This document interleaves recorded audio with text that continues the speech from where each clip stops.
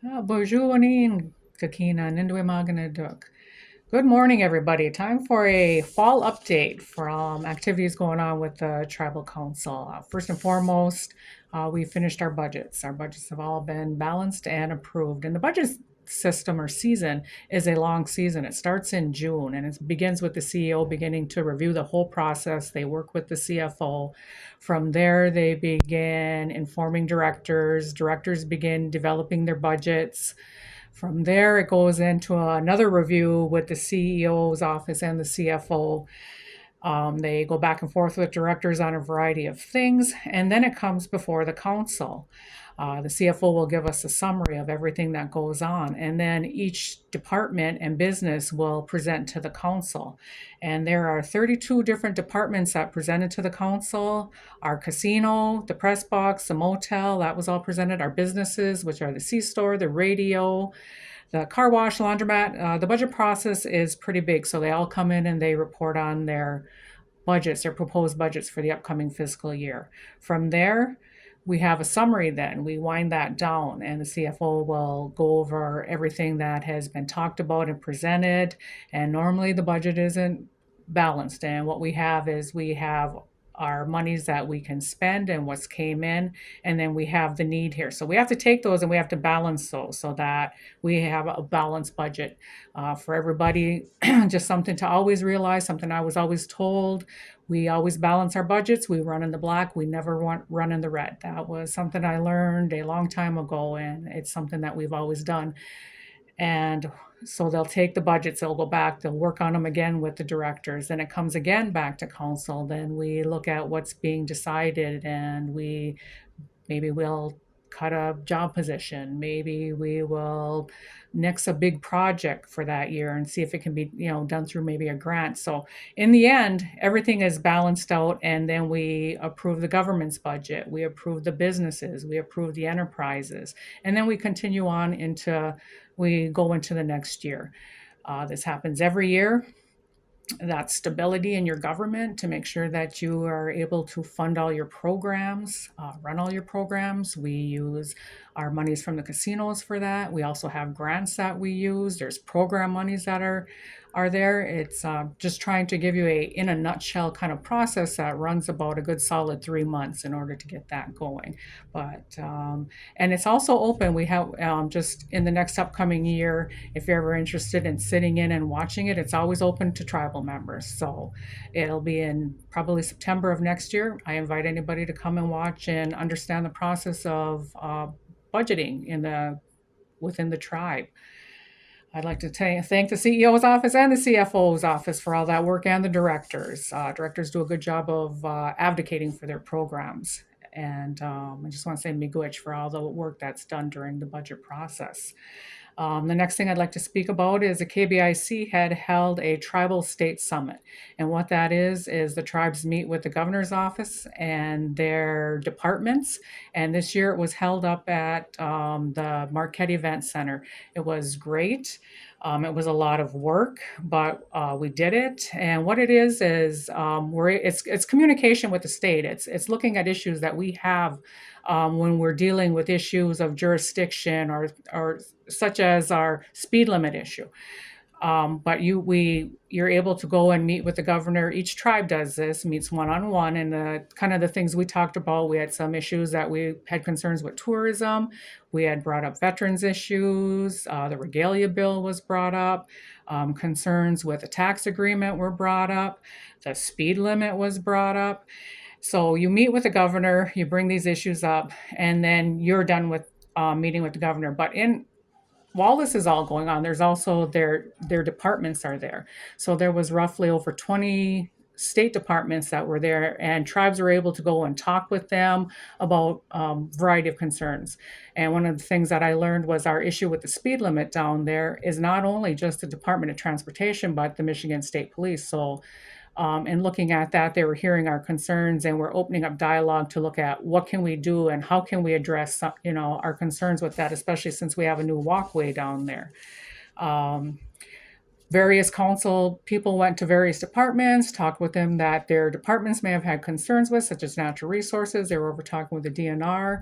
I had stopped with the civil rights and just kind of talked with them. And one of the things they're spearheading is the boarding school issue, and they expect that report to be done in January. And it's like, okay, well, once that report is done, where are we going from there? And he said that's the next step in the project.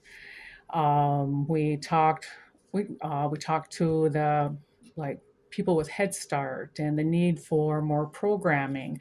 So we were pretty busy throughout the afternoon, and then we went in and we went into um, we had like a sit down with the governor. Then the tribal leaders sat up in the front and she gave a speech, and then we all brought up each tribe brought up maybe an area of concern that they shared with everybody. And the one we brought up was the need for caring of our elderly, a nursing home. There's what they call a certificate of need within the state, and they only license so many beds. So we had brought up that if the state could consider maybe the tribe separately having their own certificate of need, the ability to apply for a certain amount of beds for licensing to, if we were to choose to go through the state.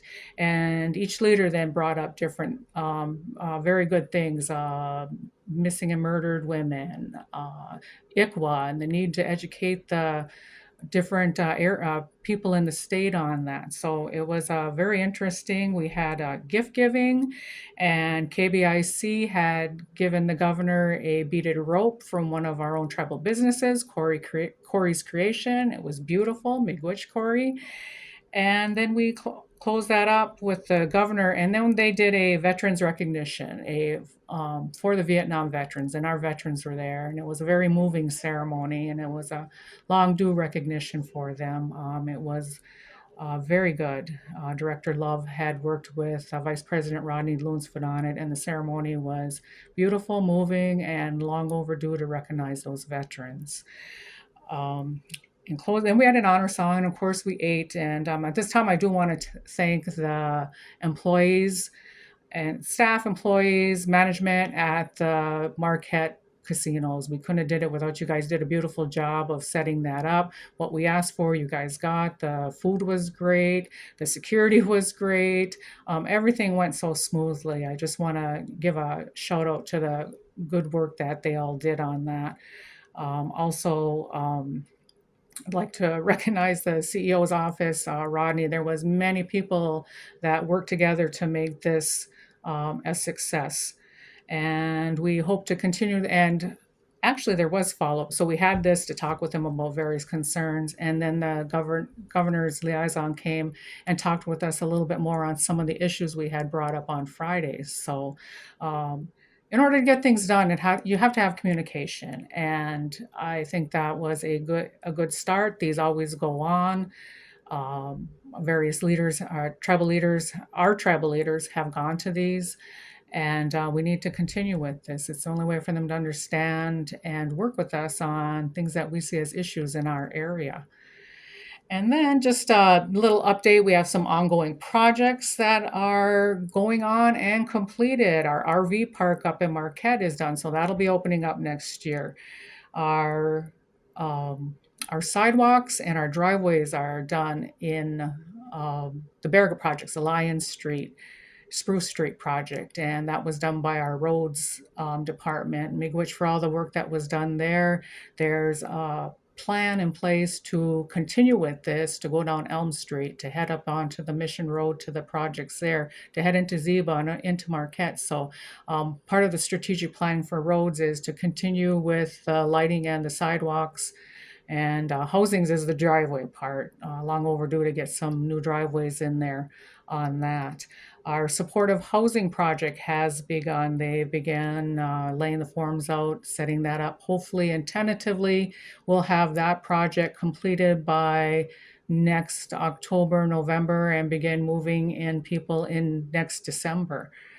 Another infrastructure project we have that's going to be starting next spring. The bids have all been done and completed, and Public Works, Bruce is working with the contractors to begin the infrastructure for the home ownership area over by the Indian Cemetery Road. A lot of these projects take a long time, but they always start with ideas, and then you begin with an idea, then you begin bringing in people to work with you on these kind of things. Like, for example, the supportive housing was actually came from the community policing group. About 5, 6 years ago, and from there we're seeing fruition with it. So it's great when departments, committees, people who have interest in these things come together and put in input, and then we begin seeing them created and finished. So we'll continue with our projects and keep you updated on those as they go on. And one last thing, election season is upon us. And I encourage everyone to go out and vote. Your voice is your vote. So we look forward to seeing people heading over to the primaries. Following our primaries in December will be our general election. So if you haven't registered to vote or you're coming back, please go and enroll to vote in your tribal elections. And lastly, please go and vote in your national elections. Those will be happening on Tuesday. It is important that everybody go and vote. Your vote matters. One adds up, one person votes another and another, and the votes begin to add up. It's a right that we had. Actually, 1924 was the Indian Citizenship Act, and it's been 100 years now. And even though they gave us that, they acknowledge us as citizens, even though we're the original people.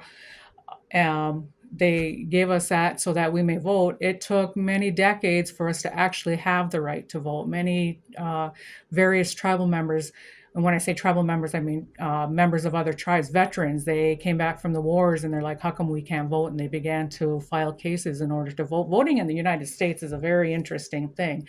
It was something that was used very sparingly, I'm going to say, despite the fact that it's democracy. The original voters were actually white male property owners, and it took decades and constitutional amendments in order for everybody to have the right to vote. The 15th Amendment was no, you cannot deny someone the right to vote from race or color. The 19th, gender shouldn't matter. The 24th Amendment was taxes or something that they tried to prohibit you from. And that was actually an argument against Indian people. But you guys don't pay taxes. That's not a reason to prohibit someone from voting. And then the last one was the 26th age. I remember being a little girl and watching older adults talk about the right to vote. I think I was in like second grade when that happened. So I kind of remember that national push to change the age limit. But there's a lot of work that's been done so that you can go and vote. So exercise that right. Honor your ancestors. Please go out and vote on Tuesday, November 5th. How you vote is your business, but please go out and vote. Miigwech.